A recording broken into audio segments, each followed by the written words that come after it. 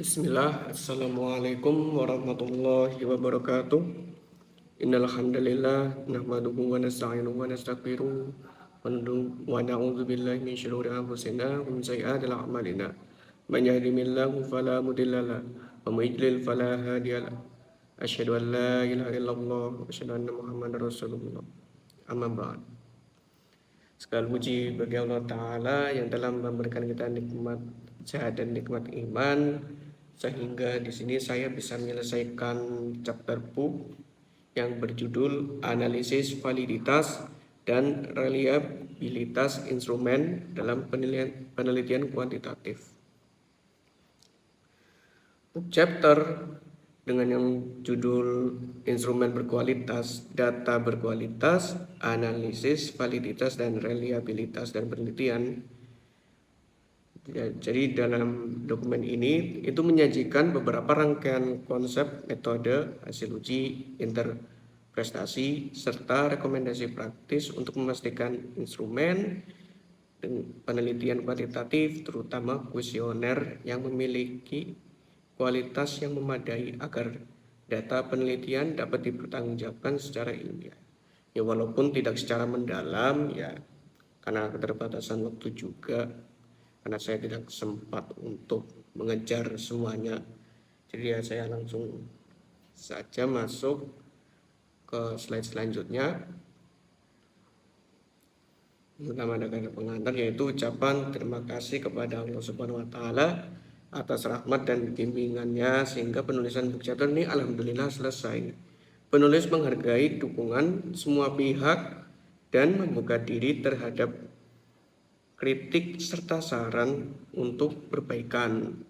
Adapun penulisan ataupun tujuan dibuatnya buku chapter ini, itu yang pertama menjelaskan konsep reliabilitas instrumen dalam penelitian. Yang kedua, menguraikan pentingnya uji reliabilitas untuk menjamin kualitas data. Yang ketiga, yaitu mendeskripsikan metode uji reliabilitas dan validitas.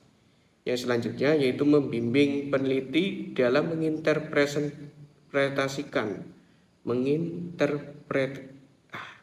menginterpretasikan hasil uji reliabilitas.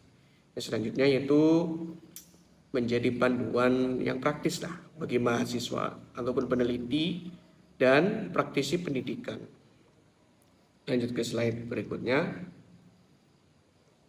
Itu ada materi pendahuluan.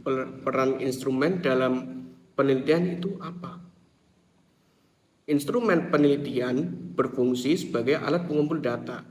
Kualitas instrumen itu menentukan keandalan dan validitas hasil penelitian. Instrumen yang disusun tanpa uji yang memadai itu beresiko menghasilkan data yang tidak akurat ataupun tidak valid gitu kan, dan sulit untuk dipertanggungjawabkan keasliannya. Dalam penelitian kuantitatif ya, terutama bidang pendidikan dalam pendidikan agama Islam, instrumen harus mampu mengukur aspek kognitif, afektif, dan psikomotorik secara konsisten agar mencerminkan kondisi nyata. Yang selanjutnya ini jika konsekuensi instrumen buruk. Apa sih konsekuensinya? Yang pertama kan datanya jadi kacau, tidak beraturan, ya tidak rata lah. Yang selanjutnya yaitu kesimpulannya salah. Itu yang ketiga. Yang selanjutnya implikasi kebijakan dan teori yang tidak dapat diandalkan. Yang selanjutnya yaitu instrumen berkualitas, memberi data akurat, memudahkan analisis, meningkatkan kredibilitas penelitian. Jadi hasilnya insya Allah semuanya benar. Di slide berikutnya ini ada definisi reliabilitas. Reliabilitas atau reliability itu merujuk pada tingkat konsistensi, kestabilan, dan keandalan suatu instrumen dalam mengukur konstruk yang sama pada kondisi yang serupa. Instrumen yang reliable itu menghasilkan Skor yang relatif sama saat digunakan berulang kali pada subjek dan kondisi yang sebanding. Adapun di sini yang ada tiga nama orang di sini itu maksudnya definisi ringkas menurut beberapa ahli. Jika kita lebih berbesar dikit, penjelasan dari Sugiono tahun 2017, derajat konsistensi atau keajegan sebuah data dalam interval waktu tertentu. Ringkasnya begitu. Jika menurut Ari Kunto 2013, instrumen dapat dipercaya untuk digunakan sebagai alat pengumpul data karena sudah baik. Yang selanjutnya itu ada Anastasi dan Urbina tahun 1997. Konsistensi, skor yang diperoleh individu ketika diuji pada kesempatan yang berbeda. Selanjutnya, setelah definisi, yaitu ada jenis-jenis. Ini malah skip. Jenis-jenis reliabilitas. Ya, ini ringkasan lengkapnya. Yang pertama ada tes retest. Mengukur kestabilan hasil melalui pengujian ulang pada waktu beberapa terhadap subjek yang sama. Kelebihannya menguji stabilitas waktu, kekurangannya memori responden, perubahan kondisi. Yang lengkapnya kita buka di sini. Buka di sini.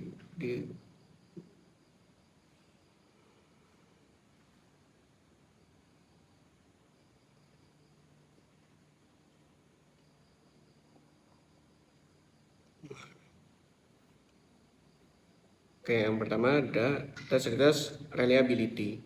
Jadi reliabilitas, stabilitas itu mengukur tingkat konsistensi hasil suatu instrumen ketika digunakan berulang kali pada waktu yang berbeda terhadap subjek yang sama. Jadi konsep dasarnya, jika suatu instrumen diberikan 2 kali dalam rentan waktu tertentu dan menghasilkan skor yang relatif sama, maka instrumen tersebut memiliki reliabilitas yang tinggi. Tidak berhenti dari kelebihan dengan kekurangan saja, di sini juga ada ciri-cirinya. Yang pertama, dilakukan secara pengulangan berulang, jadi diulang-ulang terus-menerus. Yang kedua, menggunakan subjek yang sama. Yang ketiga, ada jeda waktu tes pertama dan kedua. Ini kelebihannya mungkin teman-teman bisa baca, ada kelebihan dan kekurangan.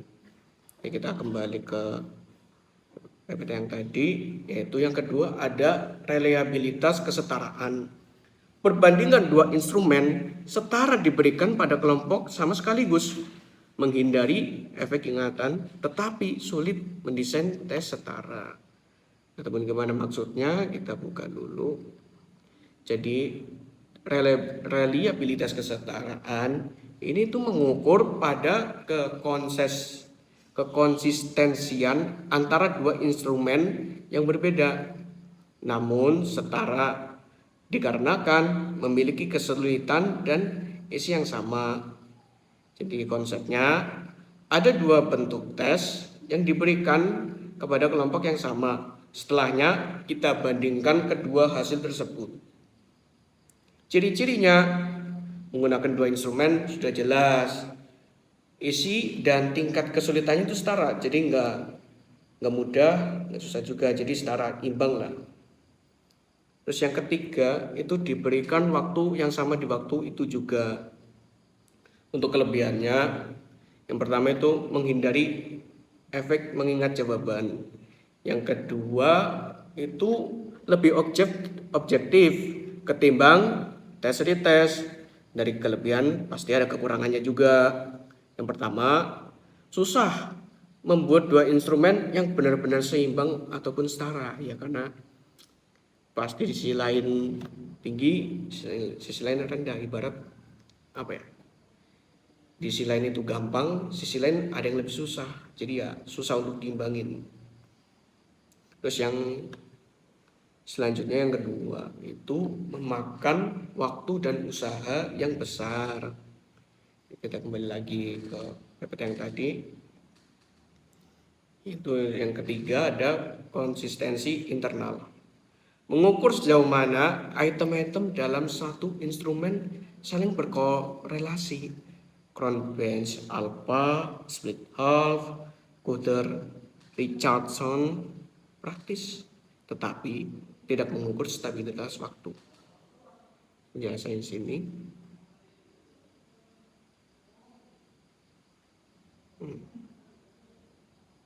Ya kurang lebih namanya itu reliabilitas konsistensi internal.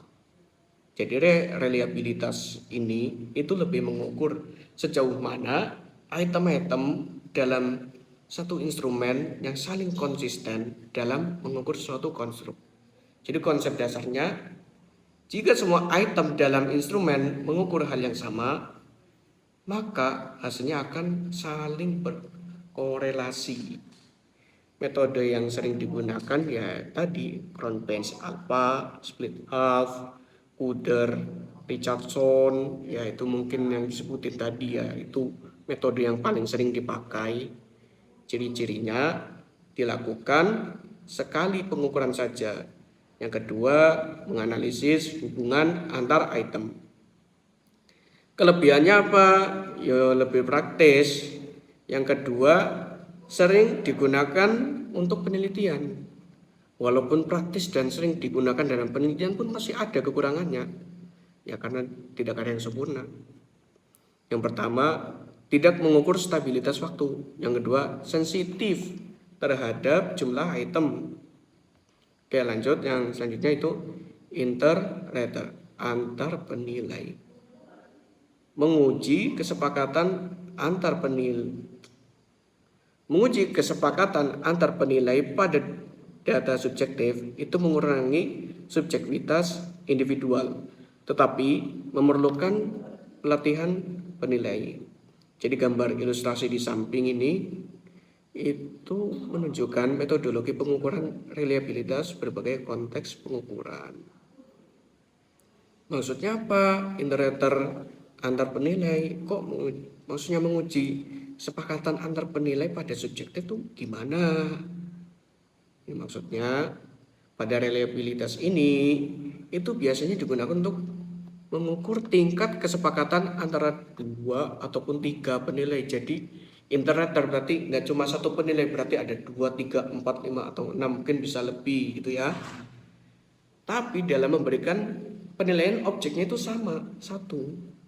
Konsep dasarnya, jika ada beberapa penilai memberikan skor yang hampir mirip terhadap sebuah objek, bisa jadi reliabilitasnya tinggi. Cirinya melibatkan lebih dari satu penilai. Yang kedua, digunakan pada data subjektif. Kelebihannya, mengurangi subjektivitas individu. Yang kedua, cocok untuk penelitian kualitatif dan observasi. Yang selanjutnya yaitu jelas ada kekurangan di sini, yaitu membutuhkan pelatihan penilai. Jadi mungkin sini tidak bisa langsung asal ya. Yang selanjutnya yang kedua, memiliki potensi bias antar penilai. Lanjut ke slide berikutnya, itu ada kriteria reliabilitas dan interpretasi Cronbench alpha. Kriteria utama banyak digunakan adalah berdasarkan nilai koefisien reliabilitas, itu terutama Cronbench alpha dan indikator tambahan seperti corrected item total correlation serta alpha if item deleted. Interpretasi umum untuk Cronbench alpha itu ada kriterianya. Jika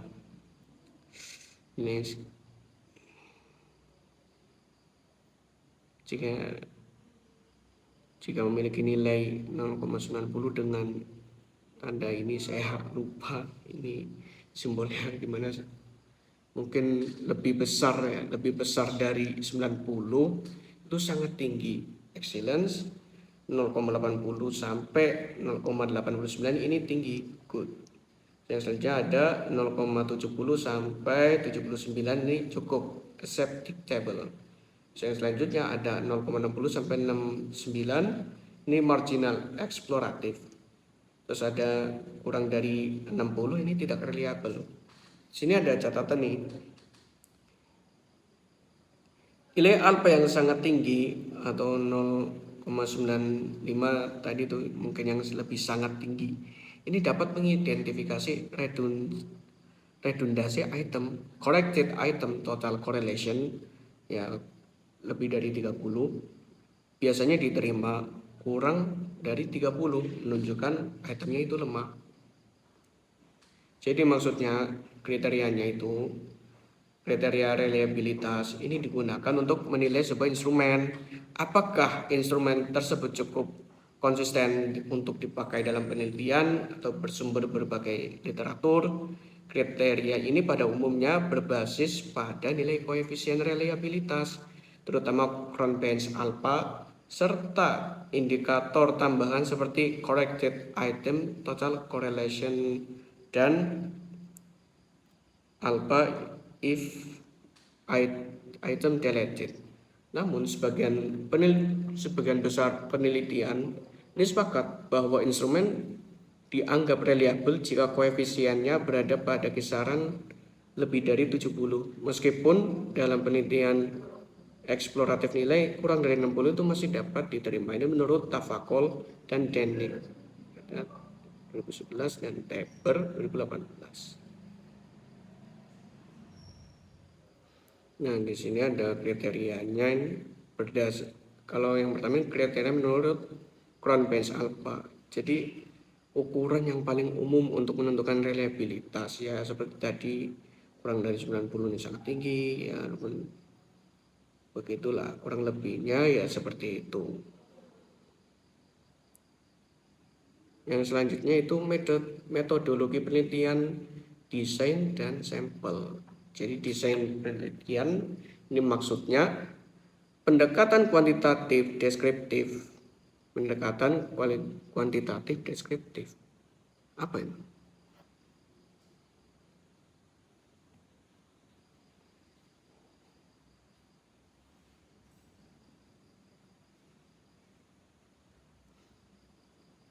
Jadi kita masuk ke bab yang ketiga nih, metodologi penelitian. Pada penelitian ini menggunakan pendekatan kuantitatif yang tadi aku nggak dijelasin karena sengaja saya taruh poinnya di situ. Pendekatan kuantitatif dengan metode deskriptif. Jadi pendekatan kuantitatif ini digunakan karena penelitian ini bertujuan untuk menganalisis kualitas instrumen. Ini typo ya. Ini typo. Penelitian melalui data numerik yang diperoleh dari hasil pengisian kuesioner oleh responden. Metode deskriptif digunakan untuk menggambarkan tingkat validitas dan reliabilitas instrumen tanpa melakukan pengujian hubungan antar variabel. Dengan demikian, penelitian ini berfokus pada evaluasi kualitas alat ukur yang digunakan dalam penelitian kuantitatif. Di sini ada definition menurut Creswell 2018. Itu penelitian kuantitatif deskriptif ini bertujuan untuk menggambarkan fenomena secara sistematis melalui data numerik. Sementara dari Sugiono ini mungkin sudah diupdate lagi dari 2019 menyatakan bahwa metode deskriptif digunakan untuk menganalisis data dengan cara mendeskripsikan data yang telah terkumpul sebagaimana adanya. Yang saja ada populasi dan sampel. Jadi populasi ini maksudnya individu sesuai karakteristik yang relevan untuk uji kuesioner. Kalau sampel ini purposive sample dan sama dengan 30 responden bla bla bla dipilih karena memenuhi syarat minimum untuk uji awal instrumen. Ini yang sampel ini maksudnya apa? Jadi yang sampel ini itu maksudnya sampel dalam penelitian ini diambil menggunakan teknik purposive sampling ya, metode yang tadi, yaitu penelitian pemilihan responden berdasarkan kriteria tertentu yang relevan dengan tujuan penelitian, itu mampu memahami dan mengisi kuesioner dengan baik. Selanjutnya ini ada instrumen, ada bab instrumen itu Kuesioner Likert terdiri dari 10 item yang dirancang untuk mengukur konstruk yang sama. Pengumpulan data ini bisa dilakukan secara langsung ataupun daring, ya online seperti ini.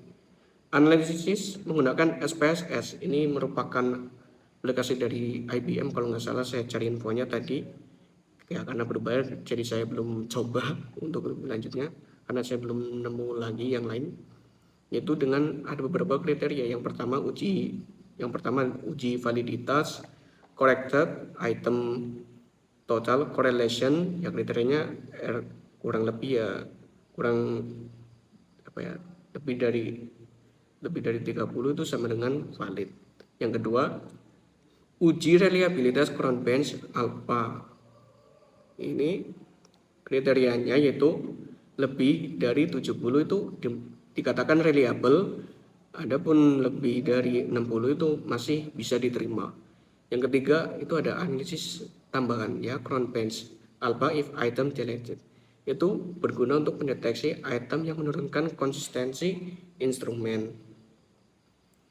Yang selanjutnya itu ada interpretasi. Jadi analisis reliabilitas pada 10 item yang diisi 30 responden itu menghasilkan 0,812 current bench alpha. Nilai alpha 0,812 ini sangat tinggi karena instrumen umumnya reliable. Terus tadi tak cobain, terus ada 10 jumlah item, jadi ada 10 item diuji pada 30 responden. Analisis item ini menunjukkan P4 itu memiliki corrected item total correlation, ya sama dengan 0,25, ya dalam kurang dari 30, dan jika dihapus alpha meningkat menjadi 0,83. Jadi ringkasnya secara keseluruhan instrumen reliable alpha itu 0,812, item P4 bermasalah, kontribusi negatif terhadap konsistensi internal, jadi ada bermasalah dikit. Saya coba 9 dan itu coba sih.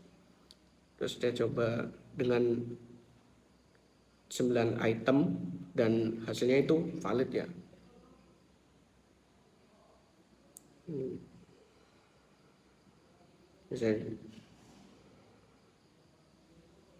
Yang selanjutnya itu ada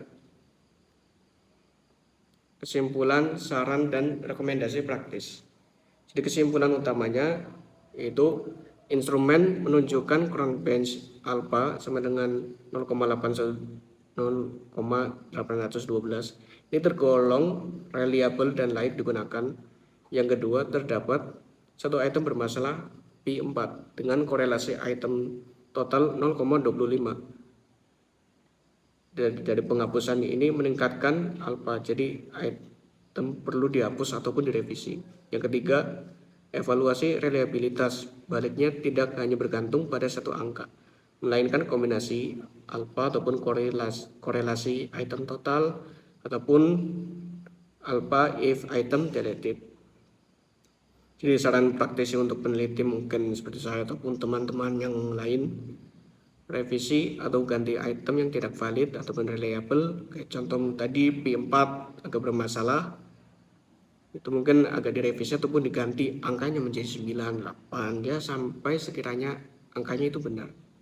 Yang selanjutnya yaitu tingkatkan jumlah responden pada uji lanjutan agar hasil lebih representatif, itu lebih dari 30 direkomendasikannya. Yang selanjutnya itu uji ulang instrumen setelah perbaikan untuk memastikan peningkatan reliabilitas. Yang selanjutnya ada pertimbangkan pelatihan penilai jika menggunakan penilaian subjektif untuk meminimalkan bias antar penilai. Jadi untuk referensi utamanya itu sudah disediakan daftar pustaka yang meliputi sumber-sumber metodologis tentang current bench alpha, uji validitas, dan prosedur penggunaan SPSS. Mungkin kurang lebihnya mohon maaf ya jika ada sedikit ya, mungkin banyak sih kayaknya hal-hal yang tidak bisa saya tinjau lebih dalam karena saya kurang ilmunya juga, mungkin ada agak sedikit kesalahan tadi. Ya kurang lebihnya mohon maaf, sekiranya cuma ini yang bisa saya sampaikan, kurang lebihnya mohon maaf. Billahi taufiq walhidayah. Syukran. Wassalamualaikum warahmatullahi wabarakatuh.